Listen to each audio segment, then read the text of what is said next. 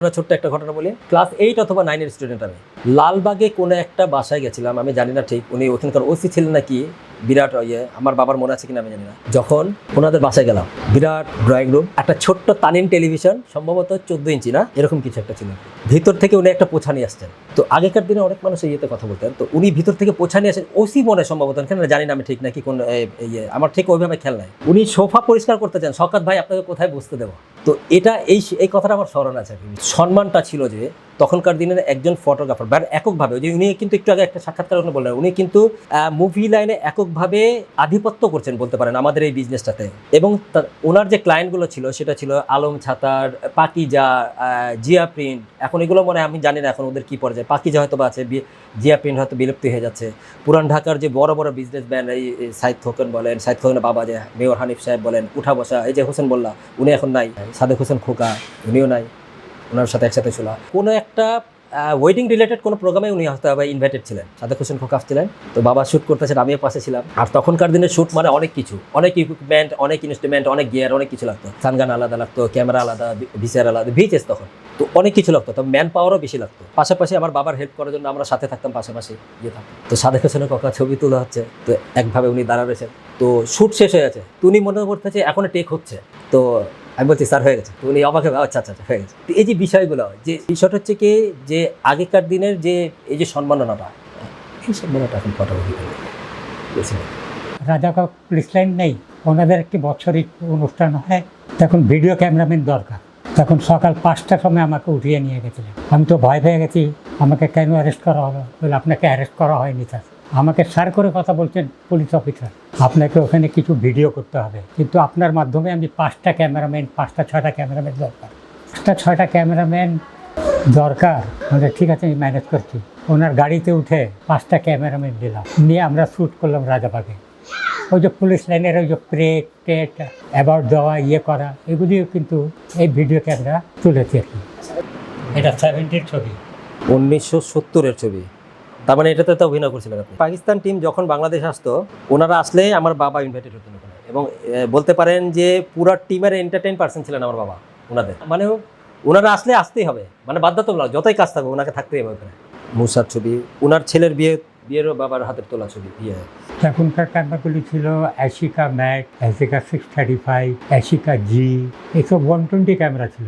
তখন আমি ঢুকি 59 থেকে ক্যামেরা অপারেট করতে শিখলাম। তখন জিআরপির ফটোগ্রাফার ছিলাম। তারপরে স্টুডিও ছিল, স্টুডিওতে তখন তো ওই পাসপোর্ট সাইজ ছবি ওইগুলি তুলতাম, ওইগুলি বানাতাম। আমাদের স্টুডিও ছিল, স্টুডিওতে কন্ট্যাক্ট করতো জিআরপির থানার থেকে। তখন ওদের ফটোগ্রাফার ছিল, তখন ওই ছবি তোলার জন্য আমাদেরকে নিয়ে যেত। জব তো 8 বছর ভিতরে ঢুকলাম, 3 বছর এক্সপিরিয়েন্স হলো। ক্যামেরা কিভাবে চালাতে হয়, ডাকরুমে কিভাবে কাজ করতে হয়, পেপার কিভাবে ছিঁড়তে হয়, প্রিন্ট কিভাবে করতে হয়। তখন কন্ট্রাক্ট প্রিন্ট হতো, তখন B2 সাইজ, স্কোয়ার সাইজ, এই সাইজের ছবিগুলি হতো না, ব্ল্যাক অ্যান্ড হোয়াইট। কালার কোনো সিস্টেমই ছিল, কালার তো এসছে 71, 72। এরপর বা সেই জবই চলতো। তখন নিউ মার্কেটে একটা জবে লাগলাম আমি, ওখান থেকে ফটোগ্রাফির দোকানটা উঠে গেছে। তখন এই নিউ মার্কেটে কাজ করতাম, ইয়াসমিন স্টুডিও। তখন একটা ছবি হয়েছিল বন্ধন, সেটা তো মোস্তফার নাম শুনেছেন? উনি নায়ক ছিলেন আর চিত্রা ছিল নায়িকা, আর রোজি আর সামাদ যে হাজব্যান্ড ওয়াইফ, এই ছবিতেই বিয়ে হয় তাদের, অরিজিনাল বিয়ে। তখন আমি ওই ছবির ফটোগ্রাফি করছি, স্টিল ফটোগ্রাফি। এটা হলো 64-এর। তখন খুব ভালো ছিল, খুবই ভালো ছিল। তখন ফটোগ্রাফারদের খুব ডিমান্ড, দাম ছিল, এখনকার মতন তো না। এলোন ছিলাম আমি একা, আর কেউ ছিল না বাংলাদেশে। 78 ওই যে ইসগুল বাহারের নাম শুনেছিলেন? এই জাহাজ গিয়েছিল, ওখান থেকে সব এনেছিল। আমাদের রেস্টুরেন্টের ছবি দেখলেন না একটা, ওনার কাছে ক্যামেরা ছিল, ওটাকে আমি ইউজ করলাম। তারপরে 2টা হলো, 3টা হলো, তারপরে তো ব্যাগের ছাতা মতো ছড়াই গেল। যেমন আবুল হাসনাত মেয়র নেই, ওনার বিয়ের ছবি তুলেছিলাম। আরও বহুত পুরান লোকের ছবি। হাজি সেলিমের তো নাম তুলেছেন, হাজি সেলিমের বিয়ের ছবিগুলি তুলছিলাম, ওদের বিয়ের ছবি তুলছিলাম। এই যে ক্যামেরাটা, এই ক্যামেরাটা বলবে কি খেলনা, এটা কিন্তু শেডি ক্যামেরা। এই ধরেন কোটে লাগাই দিলাম, লেজটা বার করা একটা ইয়ে ছিল আগে সিস্টেম, এই শাটারের সাথে লাগাই দিলে, এই যে এখানে লাগাই দিলে পকেটে হাত দিয়ে ওটা পুশ করলে শাটার খুলে যেত। হ্যাঁ, এটা ওই জাতির ক্যামেরা। এটা তো আমার খেয়াল নেই, কিন্তু ব্রিটিশ, এগুলি এক্সপায়ারেই ব্যাপার। এখন এটা চিন্তা করতে পারছেন না যে এটা দিয়ে ছবি তোলা যায়, এটা তো খেলনা একটা।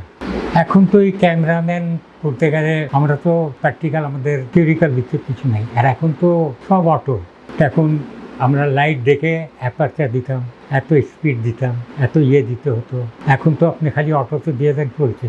ডিস্টেন্সের দিয়ে কীভাবে ব্যাকগ্রাউন্ডকে আউট অফ ফোকাস করা যায়, কীভাবে ব্যাকগ্রাউন্ডকে শার্প করা যায়, লোককেও শার্প রাখা যায়, এগুলি সব অ্যাপারচার উপরে, অ্যাপারচার স্পিডের উপরে। আপনি 500 স্পিড দিয়ে দেন ক্যামেরায়, অ্যাপারচার খুলে দেন, ব্যাকগ্রাউন্ড হয়ে যাবে, বেলেড হয়ে যাবে। ওসব ক্যামেরা চালানো এখন বড় মুশকিল।